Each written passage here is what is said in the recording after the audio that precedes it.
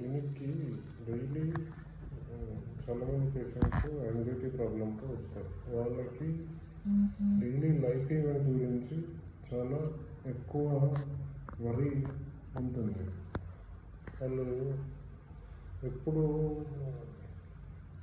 ఆలోచిస్తూ ఉంటారు. మెయిన్గా హెల్త్ గురించి, వర్క్ గురించి, ఫినాన్సెస్ గురించి, ఫ్యామిలీ గురించి రీజన్ లేకపోయినా వర్రీ అవుతుంటారు.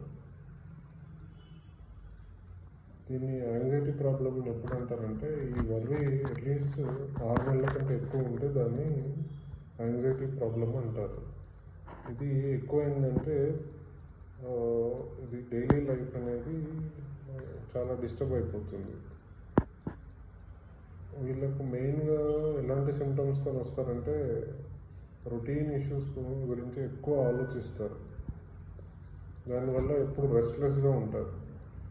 దానివల్ల ఎక్కువ కాన్సన్ట్రేట్ చేయరు. ఊరికనే ప్రతి చిన్నదానికి ఇరిటేట్ అవుతూ ఉంటారు. అండ్ ఎప్పుడు ఏదో ఒక బ్యాడ్ జరిగిపోతుందని ఆలోచిస్తూ ఉంటారు. వీళ్ళకు ఫిజికల్గా సిమ్టమ్స్ ఎలా ఉంటాయంటే, మజిల్స్ టైటన్గా ఉంటాయి, మళ్ళీ ఫటీగ్ ఉంటుంది, బాగా హెడేక్ ఉంటుంది, స్లీప్ డిస్టర్బెన్సెస్ ఉంటాయి, పాల్పిటేషన్స్ ఉంటాయి, స్వెట్టింగ్ ఉంటుంది, ట్రంబ్లింగ్ ఉంటుంది.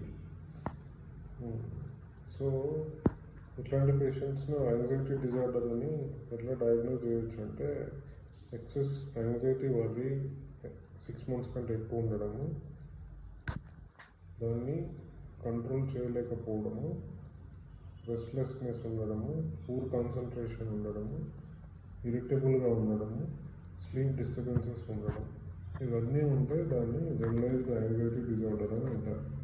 ఇది రావడానికి కారణాలు ఏదైనా ఉండొచ్చు. ఒకటి జెనెటిక్గా ఉండొచ్చు, లేదు 2 క్రానిక్ స్ట్రెస్ ఫ్యాక్టర్స్ ఉంటే దానివల్ల ఉంటుంది, లేదా ఎవరైనా పర్ఫెక్షనిస్ట్గా ఉండాలనుకుంటే వాళ్ళకు కూడా ఈ ప్రాబ్లం వస్తుంది. 4వ కారణం ఏంటంటే న్యూరోకెమికల్ ఇంబ్యాలెన్స్. మెయిన్గా chemical neurotransmitters, serotonin, GABA, norepinephrine ఇట్లాంటి న్యూరో ట్రాన్స్మిటర్స్లో డిస్టర్బెన్సెస్ వల్ల కూడా యాంగ్జైటీ ప్రాబ్లమ్స్ వస్తాయి. Last but not the least ఏంటంటే traumatic or stressful life events వల్ల కూడా యాంగ్జైటీ ఇష్యూస్ వస్తాయి. సో దీనికి ట్రీట్మెంట్ మెయిన్గా బిహేవియరల్ థెరపీ చేయాలి. మెయిన్గా ఏంటంటే రిలాక్సేషన్ స్కిల్స్ అండ్ డాక్టర్ని కలిసి సరైన మందులు కూడా వాడాల్సి వస్తుంది.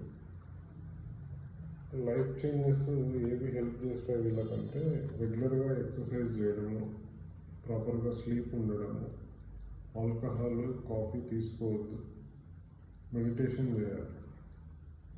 ఇట్లాంటివి డిసిప్లైన్డ్గా అలవాట్లు పెట్టుకుంటే యాంగ్జైటీ డిజార్డర్ కంట్రోల్ చేయొచ్చు.